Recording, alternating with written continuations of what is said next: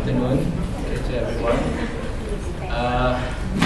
First of all, I would like to wish thank you to MCMC, specifically to Academy team, to give the opportunity for me and on behalf of Huawei to share, our thoughts about Industrial Revolution 4.0. So basically, I'm not really an expert.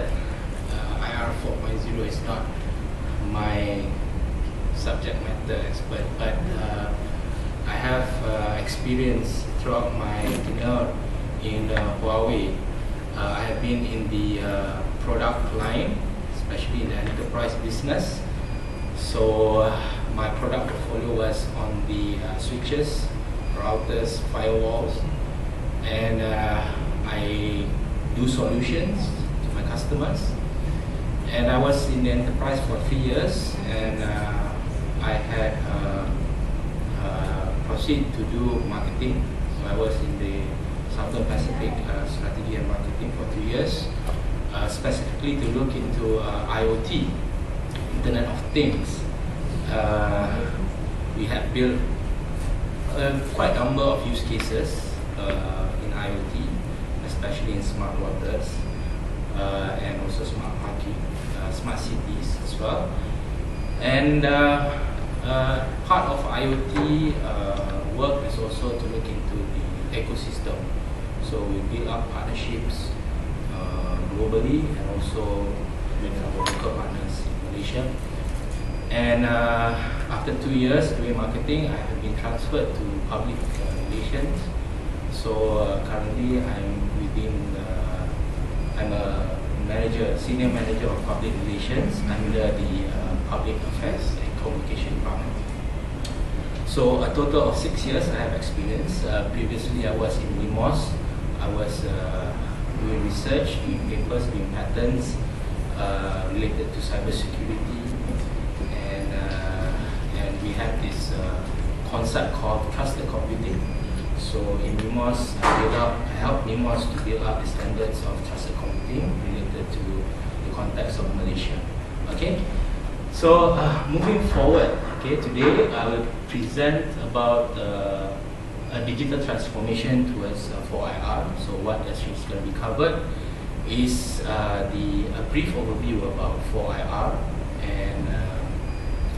and how do we see 4IR, what is 4IR, and how actually we want to build 4IR for the industry, not only in Malaysia but as well as global. Because when we talk about 4IR, it's about creating the chain of values from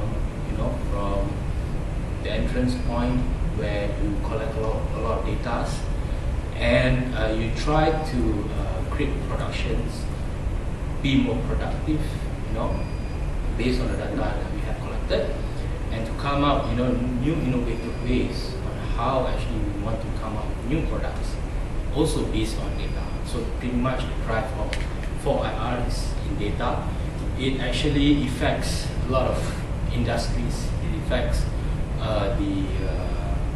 especially the factory, manufacturing, as well as services.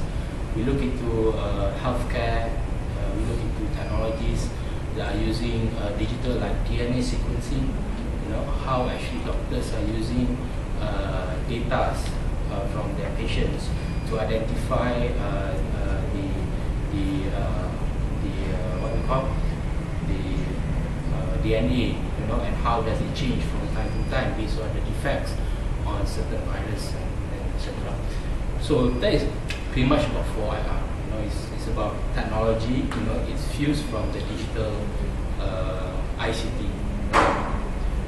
So before, I had brief about 4IR. I'd like to just share with you what is the history of the creation of 4IR. So earlier, when those days when we had, when people started to be civilized in a way, the agriculture society had come out an idea to domesticate the animals to actually develop, food productions. These are actually, even earlier, between the first industrial revolution So we talk about when animals have been domesticated through farming. So we have seen, the growth of populations. Somehow it shifts the demographic of the world. So towards, the civilized we get improve and improve. We have seen that, from the science, academics, theories, they have come up with invention of steam engines. So this is where mechanization came into. So the economy sees that, they are building up more railroads, they are building up roads, so this somehow create more jobs. So related to transportations, etc. And then we have seen another phase of the second industrial revolution, which is the electrification. So electrification is basically about how actually assembly lines has been developed to create mass productions. So we have seen more and more products is coming out, creating more jobs, and people are getting more productive in a way to develop things, right? And towards once the digital era came in, they actually fused the automation. So things are being done in an automatic way. Robots are there. Digital has become a tool to provide efficiencies in terms of business operation and productions. Then this is where the fourth industrial revolution comes into, when people, especially the academics, saw that digital has become much cheaper, due to the exponential growth of chipsets and the lower cost of those chipsets. And we have seen a lot of services coming into the picture. We have seen cloud is there, we have seen connectivity is there. So Industrial 4.0 is about how actually digital is being converged. So it means that the convergence of digital services is coming into the picture. Okay. So with this convergence of digital technologies coming in, we have seen a lot of applications with this pretty much stimulating the on-demand economy, whereby you can actually hail a car whenever you really need it.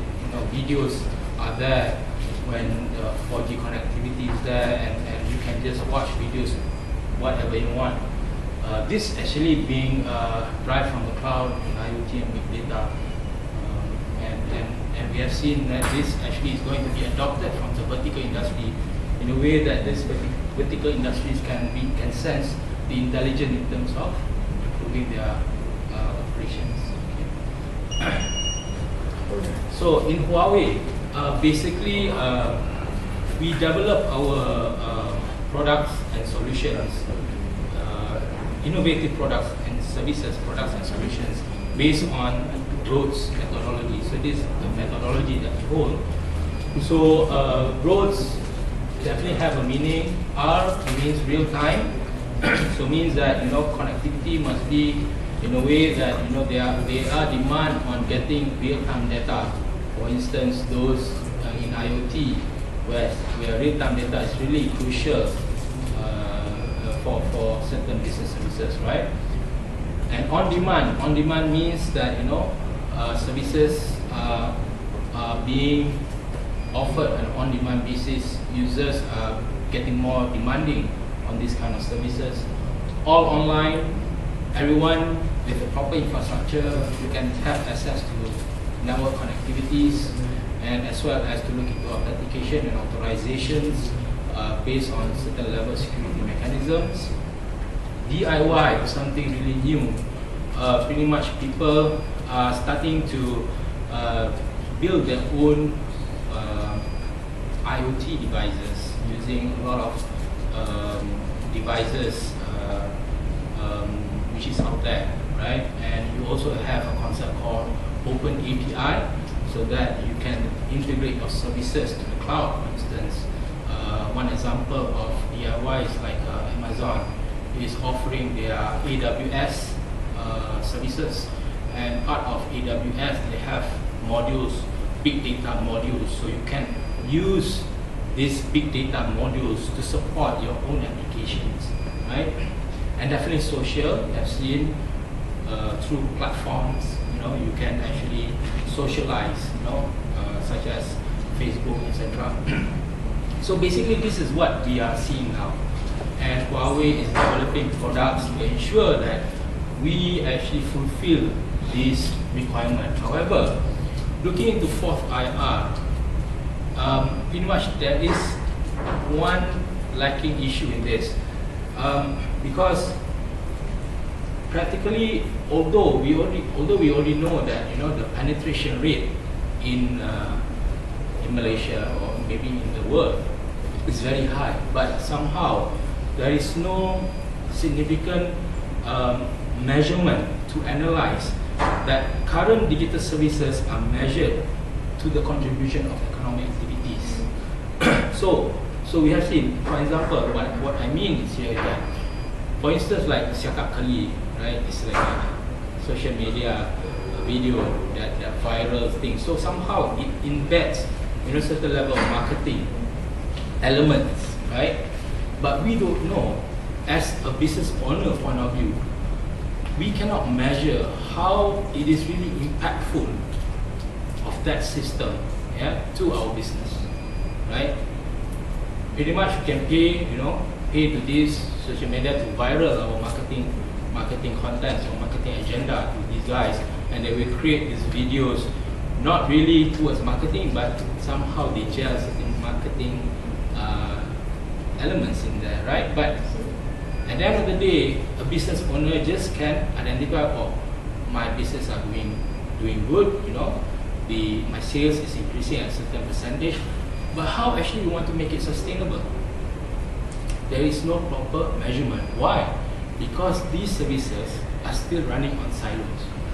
So, fourth industrial revolution is trying at best how we want to integrate, having a better integration of services between different partners within an ecosystem. Okay? Any questions? Any questions about? I hope I'm not too complex. Thinking, yeah. Okay, alright. Never mind, I will just go through long, hopefully you can gauge the idea. Okay, so this is what actually fourth IR, when I mentioned about integrations, is about to improve the whole value chain in increasing efficiencies in how things are being done via digital services. For instance, I will take one example about a manufacturing company, So it integrates digital services from the workers itself, through the HR, to the marketing, to R&D, to logistics, to procurement, and definitely to manufacturing, which is the production. So these basically are related between each other. It is a system by itself that it requires an input, a process, and an output, and definitely it feedbacks to somewhere, right? So with this kind of value chain, it can be extended to different parties within the ecosystem. We can have a partnership alliance, so that people can share the value of this particular chain, right? So when we talk about integrated services, right, it allows collaborative initiatives and embed efficiencies in the industry, right? So we have seen, with the handheld smartphones, right, you can have more diversified services rather than voice or SMS or texting or Wi-Fi. That's what we have now. We look into manufacturers or service providers that have policies that filters out who actually I want to do business with. But fourth IR is about to open up that policies so that you can have an ecosystem and somehow to have the benefits of sharing economy between one segment of an industry. We have particularly for industrial revolution is about service oriented, right, rather than box integration. We look at devices, telco infrastructures are getting, prices are getting much cheaper because of the reduction of value of chipsets, and the value actually are being driven by services, right, being shared among different parties. And we are also looking into how silos are actually going to be integrated in a horizontal and vertical way. I will give an example in one of my slides that mentions pretty much about this. So the technology that actually supports this is basically the new things that we have heard currently. We have seen, the video market is there. We have seen how important it is for the 4G connectivity to support video on demand, right? You can watch videos just beside highways, right? But in the future, when we talk about 4th IR, we are talking about augmented reality, virtual reality that helps the design of products towards a production level, right? And we can also see VR, how it brings experience as a value to consumers, which allow them to be at the presence of that particular place. Example, like, there is a football match in UK, Liverpool versus Manchester United, and with VR and with proper connectivity services, you can actually use that VR application to be as if like you are at the stadium. This is something that we don't have now, right? And we talk about how actually these applications are being hosted in the cloud. It can be public or private clouds. Definitely IoT will be there in the 4th industrial revolution. We are starting to see IoT applications are starting to spur in this economy. And in China, we are also looking at, there is an Internet 2020 strategy, which pretty much similar to the Internet Plus, where Internet Plus is about how actually, various verticals industry are integrating and embedding these technologies into their business chain, right? So definitely this requires new requirements for the telecom networks, which are beyond connectivities. We are talking about the application level. We are talking about how actually this application can be accessed through connectivity services, and these applications are pretty much on the cloud, and how actually you want to channel those services to reach to the consumers, right? So a lot of things, we can have live broadcast in Huawei. If let's say I have an important event that I need to attend in Shanghai, I don't really need to go to Shanghai. I can just open up my apps, and I can open up my live broadcast application, and I can watch the speech in Shanghai in real time in my handphone, right? AR games, we have seen, I give you an example, like Mobile Legends now is very important, it's very popular. People are playing Mobile Legends, like spending one game like half an hour, right? But if you could realize that Mobile Legends actually depends on Google Games.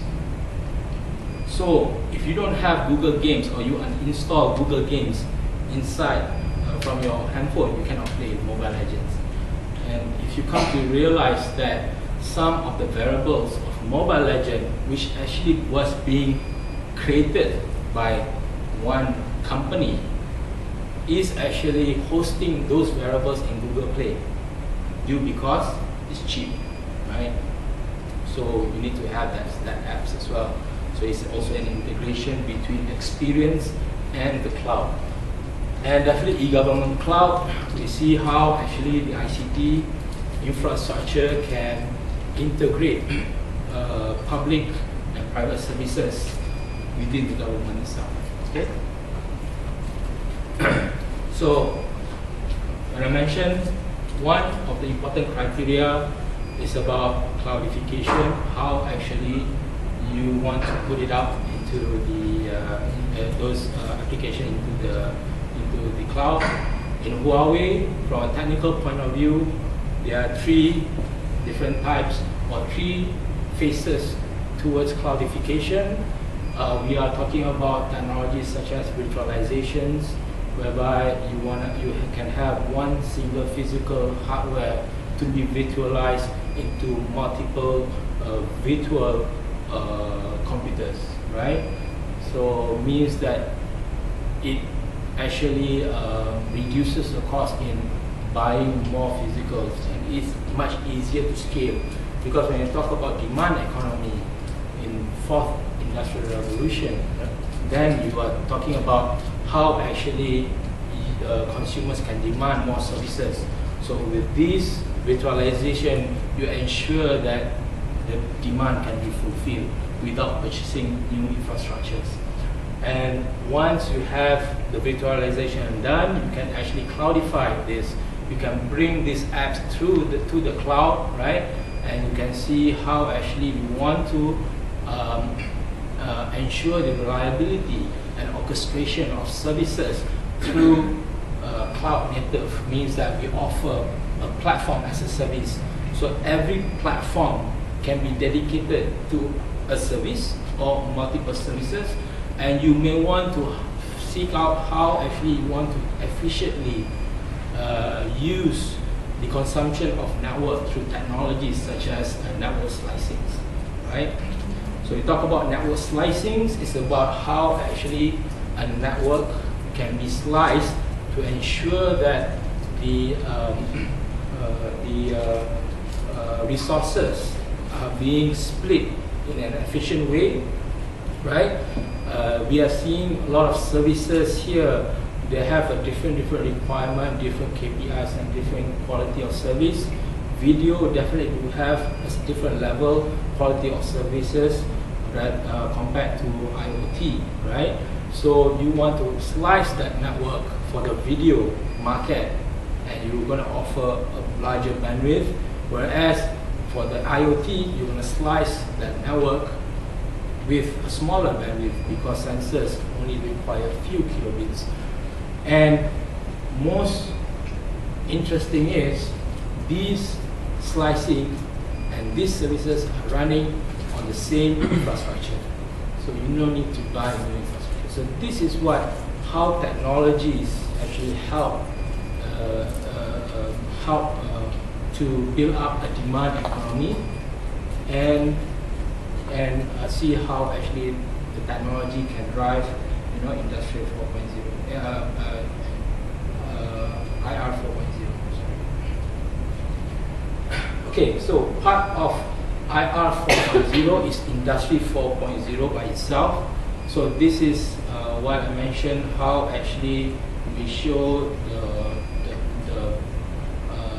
business chain among throughout the whole production line. So this is actually an example about a smart factory.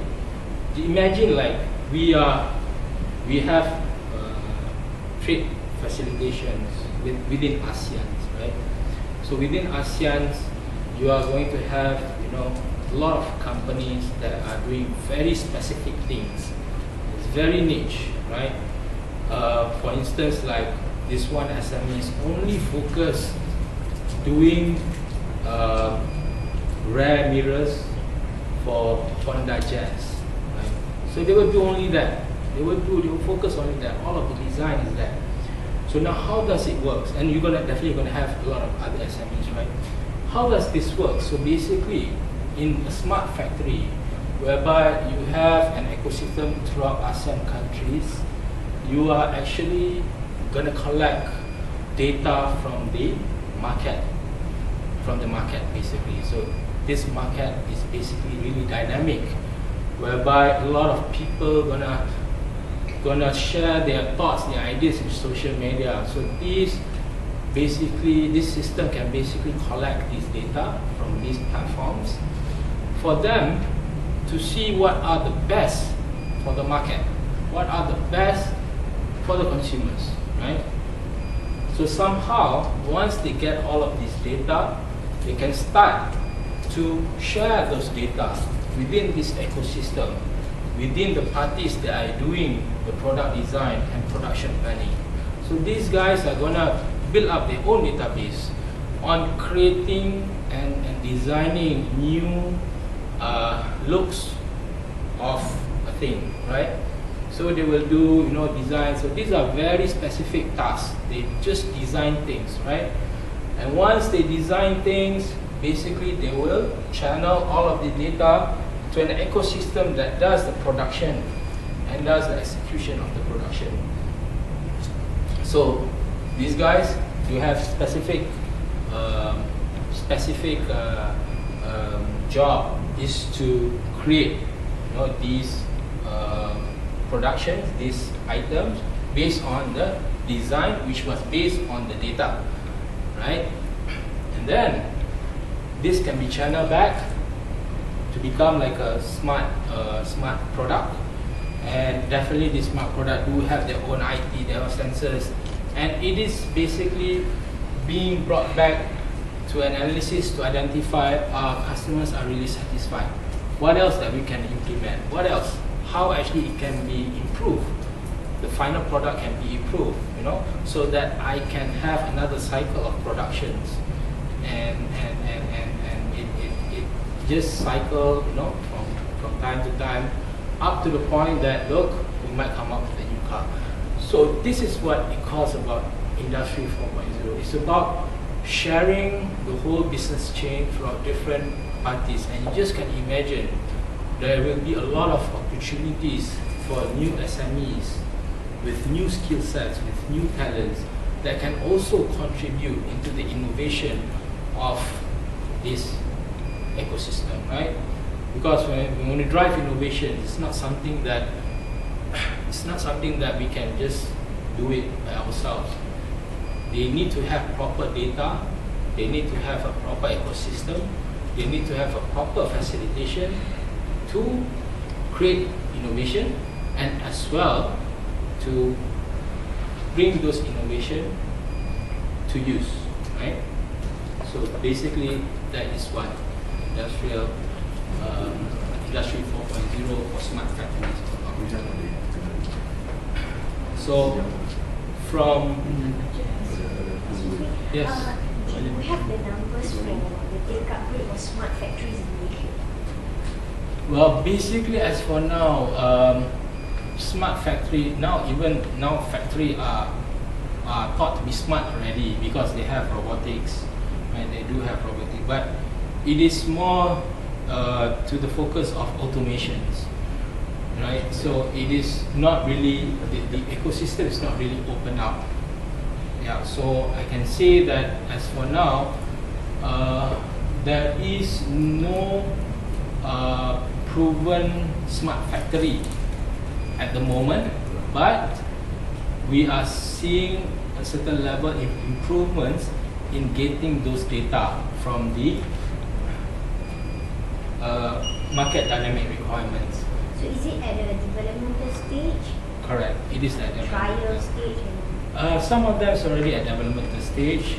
We also have worked with Volkswagen, Huawei specifically, where we help them to build up sensors in a way that these cars can be communicated.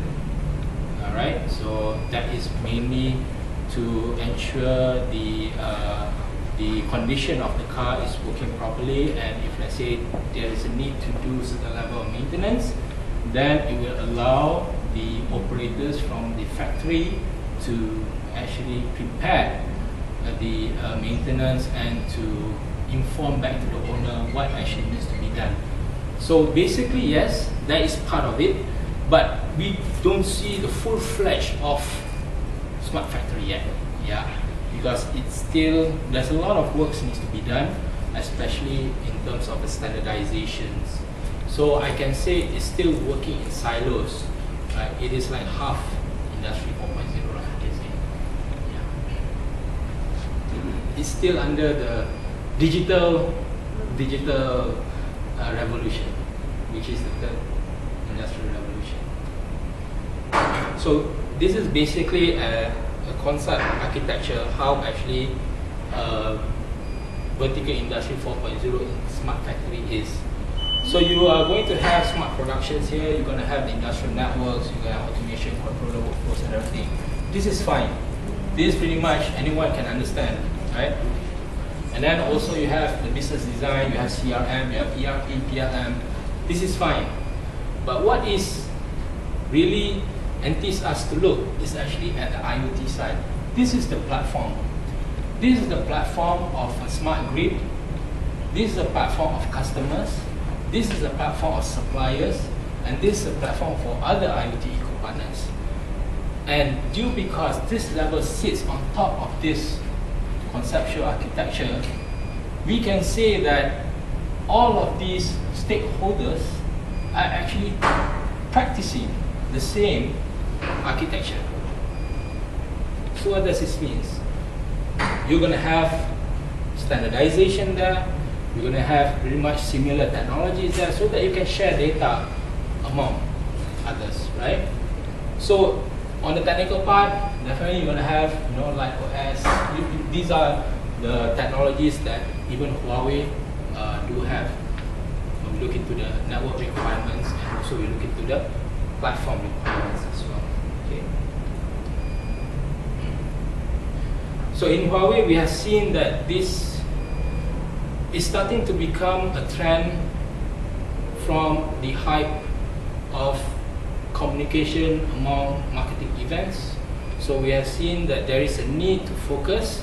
So we have actually starting to create the ecosystem based on our Openlab platform, right? So we do have Openlab platforms so that people can start to use, we will offer our open APIs and they will use our APIs to program their solutions, right? So within the open API, you're going to have the SDK as a tool for you to program, and this allows your applications can speak and communicate directly to the products in a way that you want to trigger a certain level of events from the product level. So for instance, like I have a sensor here and I want my sensor to trigger at 3 o'clock to sense a movement, right? So you can do that with programming, right? So perhaps maybe I am in Amsterdam, but my sensor is in Malaysia, and you can program it directly with the proper connectivity service back to the sensors, right? However, again, challenges are still there. We are talking about, you need to have an open mindset because sometimes the industry doesn't want to share the data. So there is a need to have proper education and proper awareness to see how industrial IR 4.0 can change and can benefit, the benefit as a whole, right? Standardization is definitely, we are looking at a lot of proprietary protocols out there. So we want to see how it can be having a sense of standardization. Intellectual property rights, security is very critical. We need to ensure that at all level of systems architecture needs to look into security, and we also need to look at the level of automation because part of security issues, we don't want everything to be automated, right? We want to see, how it can balance up between labor and automation. So in Huawei, we have a strategy called 1+2+1. So we look into one interface. We're going to have sensors on this layer, sensors can be owned by different parties, different companies. I have company A providing motion sensors. I have company B that is providing heat sensors. But both of us are working together to serve one service, right? And then you're going to have the access layer, which is the connectivity side. You're going to have connectivities, technologies such as LTE-based technologies, and also 5G. And for enterprise level, we can see, IoT routers, right? And at the platform level, we're going to see how the business applications, operations are sit at the platform, and it shares the level of services that a business owner wants. Okay, so this is my last slide. So when we talk about collaborative innovations, I go back to what we are doing. Roads is about real-time, on-demand, on-access, DIY, and social, which pretty much open up the level of services, and how we want to use the methodology to bring and to spur innovative solutions for the purpose of benefits of the economic activities through an emphasis on collaborative innovations and integrated framework. So that's all. Thank you.